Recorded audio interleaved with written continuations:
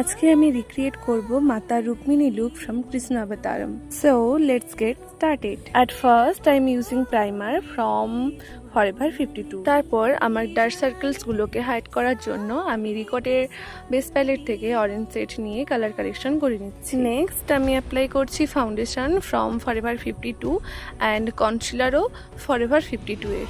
দেন আমি এটাকে gently blend করেছি অ্যান্ড এখানে স্পিডটা বাড়িয়ে দেওয়ার কারণে মনে হচ্ছে খুব স্পিডি করেছি, বাট না, আমি এটাকে খুব ভালোভাবে আস্তে আস্তে ব্লেন্ড করেছি। দেন আই এম ইউজিং সুইটস বিউটি কনসিলার, যেটা একটু লাইট কালারের আর এটার কাভারেজটাও ভীষণ ভালো। আমি এটাকে আমার ফেসের হাই পয়েন্টগুলোতে লাগিয়ে ভালো মতো করে ব্লেন্ড করে নিয়েছি, যাতে আমার ফেসের হাই পয়েন্টগুলো একটু ভালো করে হাইলাইট হয়। দেন মার্সের একটা আইশ্যাডো প্যালেট থেকে একটা পিচ কালার নিয়ে আমার আইলিডে প্লেস করেছি অ্যান্ড আমার লোয়ার ল্যাশ লাইনেও ভালো মতো করে ব্লেন্ড করে নিয়েছি। নেক্সট আমি সুইস বিউটি 3-in-1 প্যালেট থেকে ব্লাশার অ্যান্ড কন্টুরিং করে নিয়েছি।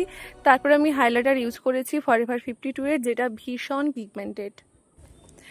এবার আমি ফরএভার 52 এর জেল লাইনার নিয়ে আইলাইনার ড্র করে নিচ্ছি। আর তেমন কিছু আই মেকআপে আমি কালার ইউজ করছি না।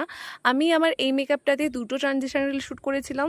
ফার্স্টের লুকটা ছিল একটা মারাঠি লুক, যেটাতে আমি আই মেকআপে তেমন কোনো কালার ইউজ করিনি, তো সেই জন্য চোখটা একটু গর্জিয়াসভাবে একটু আইলাইনার ড্র করেছি অ্যান্ড তারপর আমি আইল্যাশ পরে নিয়েছি। ফার্স্ট শ্যুটটা কমপ্লিট করার পরে আমি আমার আই মেকআপটা একটু চেঞ্জ করছি। একটা ব্রাউন কালার নিয়ে ভালো মতো করে আইলিডে ব্লেন্ড করে নিয়েছি।